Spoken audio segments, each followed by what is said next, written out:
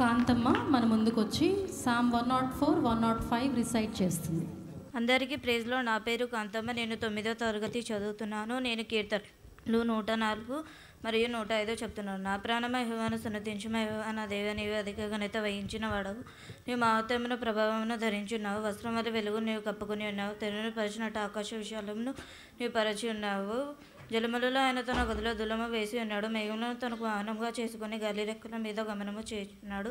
వాయులను తనకు దూతలుగాను అగ్నిజ్వాలను తనకు పరిచారకులుగాను ఆయన చేసుకుని ఉన్నాడు. భూమి ఎన్నటికి కదలకుండానట్లు ఆయన దానిని నదుల మీద స్థిరపరిచాను. దాని మీద అగాధ జలములను నీ వస్త్రం వల్ల కప్పితి. కొండలకు పైగా నీళ్లు నిలిచాను. నీవు గతింపగానే అవి పారిపోయాను. నీ ఉరుము శబ్దం విని అవి త్వరగా పారిపోయాను. నీ వాటికి నియమించిన చెడు పోటకై పర్వతం లెక్కన పల్లమునకు దిగాను. అవి మళ్ళీ వచ్చి భూమిని కప్పకై ఉండినట్లు అవి దాటిలేని సరిహద్దులను నీ వాటికి నియమించితివి. ఆయన కొండలలో నీటి బొగ్గులను పుట్టించు.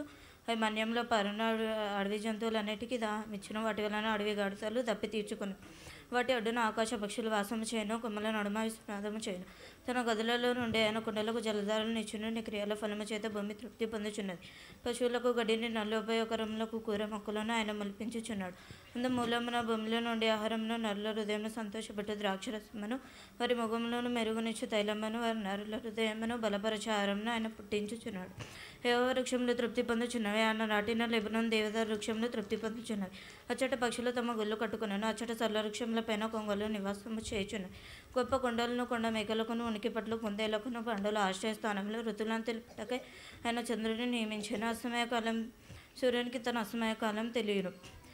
చీకటి కలుగజేయగా రాత్రి ఎగుచున్నది. అప్పుడు అడవి జంతువులన్నీ తిరుగులాడుచున్నవి.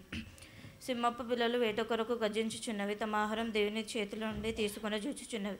సూర్యుడు దయింపగానే మళ్ళీపోయి తమ గుహలలో పడుకున్నాను. సాయంకాలం వరకు పాటుపడి తమ పనులు జరుపుకున్నట్టుకై మనుషులు బయలువెళ్ళెదరు. యెహోవా నీ కార్యములు ఎన్నెన్ని విధములుగానే ఉన్నవి. జ్ఞానం చేత నీ వాటన్ని నిర్మించితివి. నీవు కలుగజేసిన వాటితో భూమి నిండి ఉన్నది. అదిగో విశాలమైన మహాసముద్రం, అందులో లెక్కలేని జలచరములు, దానిలో చిన్నవి పెద్ద జీవరాశులు ఉన్నవి. అందులో ఓడలు నడుచుచున్నవి. దానిలో ఆటలాడుటకు నీవు నిర్మించిన మకరములు ఉన్నవి. తగిన కాలంలో నీ వాటికి ఆహారం ఇచ్చేదావని ఇవన్నీ నీ దయకొరకు కనిపెట్టుచున్నవి. నీవు వాటికి పెట్టునది అవి కూర్చుకొనును. నీవు గుప్పిలి విప్పగా అవి మంచి వాటిని తిని తృప్తిపరచబడును. నీవు ముఖమును మరుగు చేసుకొనగా అవి కలతపడును. నీవు వాటి ఊపిరి తీసివేయినప్పుడు అవి ప్రాణములు విడచి మంటిపాలవును. నీవు నీ ఊపిరి విడవగా అవి సృజింపబడును. అట్లు నీవు భూతలంలో నూతనపరచుచున్నావు. యెహోవా మహిమ నిత్యమును గాక. యెహోవా తన క్రియలను చూసి ఆనందించునుగా. ఆయన భూమిని చూడగా అది వణుకును. ఆయన పర్వతములను ముట్టగా అవి పొగరాజు. నా జీవితకాలమంతా నేను యెహోవాకు కీర్తనలు పాడేదను. నేను ఉన్నంతకాలం నా దేవుని కీర్తించదు. నన్ను గురించి నన్ను ధ్యానముకు ఆయనకి ఇంపుగా నుండును గాక. నేను యెహోవా ఎందు సంతోషించదు. పాపులు భూమి మీద నుండి లయముగ్దురు గాక. భక్తిని నుండకపోదురు గాక. నా ప్రాణమై యెహోవాను సన్నతించు. యెహోవాను స్తుతించు. కీర్తనలు 105. యెహోవాకు కృతజ్ఞతాస్తుతులు చెల్లించడి. ఆయన నామమును ప్రకటన చేయడి. జలములలో ఆయన కార్యములు తెలియజేయడి. ఆయనను గూర్చి పాడుడి. ఆయనను కీర్తించుడి. ఆయన ఆశ్చర్యకరములన్నిటిని గూర్చి సంభాషణ చేయడి. ఆయన పరిశుద్ధ నామాన్ని బట్టి అతిశయించుడి. యెహోవాను వెదుకువారు హృదయమందు సంతోషించుదురు గాక. యెహోవాను వెదుకుడి. ఆయన బలమును వెదుకుడి. ఆయన సన్నిధి నిత్యమే వెదుకుడి. ఆయన దాసుడైన అబ్రాహాము వంశస్థులారా, ఆయన ఏర్పరచుకుని యాకోబు సంతతి వారలారా, ఆయన చేసిన ఆశ్చర్యకార్యములను జ్ఞాపకం చేసుకున్నాడు. ఆయన చేసిన సూచక క్రియలను ఆయన నోటి తిరుపులను జ్ఞాపకం చేసుకున్నాడు. ఆయన మన దేవుడు అయిన యెహోవా. ఆయన తిరుపులు భూమి అంతటా జరుగుచున్నవి. తాను సెలవిచ్చిన మాటను 1000 తరముల వరకు అబ్రాహాముతో తాను చేసిన నిబంధనను, ఇస్సాకుతో తాను చేసిన ప్రమాణం నిత్యం ఆయన జ్ఞాపకం చేసుకునేను.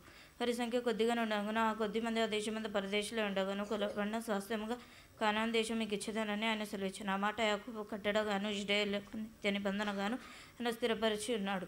వారి జన్మ నుండి జన్మను ఒక్కొక్క రాజ్యం నుండి మరొక రాజ్యంలో తిరుగులాడుచుండగా నేను అభిషేకించిన వారిని ముట్టకూడదని, నా ప్రవక్తలకు కీడు చేయకూడదని ఆయన ఆజ్ఞ ఇచ్చి ఆయన ఎవరినైనా వారికి హింస చేయనీయలేదు. ఆయన వారి కొరకు రాజులను గద్దించాను. దేశం మీదకి ఆయన కరువు రప్పించిన జీవనాధారమైన ధాన్యంతో కొట్టివేశాను. వారి కంటే ముందుగా ఆయన కొన్ని పంపిన యోసేపు దాసుడుగా అమ్మబడాను. వారి సంఖ్యల చేత అతని కాళ్ళు నొప్పించి అతని ప్రాణములు బాధించాను. అతడు చెప్పిన సంగతి నెరవేరు వరకు విరగొట్టాను. వారి ప్రాంతంలో ఎందాలి వృక్షములను విరగొట్టాను. ఆయన ఆజ్ఞగా పెద్ద మిడతలను లెక్కలేని చీడపురుగులను వచ్చిన వారి దేశపు కూర చెట్లన్నిటిని వారి భూమి పంటలను తినివేశాను. వారి దేశమందలి సమస్త జ్యేష్ఠులను వారి ప్రథమ సంతానంను ఆయన హతము చేశాను. అక్కడ నుండి తన జనులను వెండి బంగారములతో రప్పించాను. వారి గోత్రములలో నిస్సత్వ చేత తొట్టులు వాడకూడను లేకపోయాను. వారి వలన ఐగుప్తీయులకు భయము పుట్టాను. వారు బయలు వెళ్ళినప్పుడు ఐగుప్తీయులు సంతోషించారు. వారికి చాటుగా నుండుటకై ఆయన మేఘమును కల్పించాను. వారు రాత్రి వెలిగించుటకై ఆయన అగ్నిని కలుగజేశారు. వారు మనవి చేయగా ఆయన పుర్రెలను రప్పించను, ఆకాశం నుండి ఆహారం నుంచి వారిని తృప్తిపరచను, బండను చిల్చగా నీళ్లు ఉబికించను, ఎడారులలో వేరులై పారెను. ఏలే అనగా ఆయన తన పరిశుద్ధ వాగ్దానంతోనూ తన సేవకుడైన అబ్రహామును జ్ఞాపకము చేసుకొని ఆయన తన ప్రజలను సంతోషంతోనూ తాను ఏర్పరచుకున్న వారిని ఉత్సాహధ్వనితోనూ వెలుపలికి రప్పించాను. వారు తన కట్టడలను గైకొన్నట్లు తన ధర్మశాస్త్ర విధులను ఆచరించినట్లు అన్ని జనుల భూములను ఆయన వారికి అప్పగించను. జనముల కష్ట జీతములను వారు స్వాధీనపరుచుకునేను. యెహోవాను స్తుతించుడి. Thank you.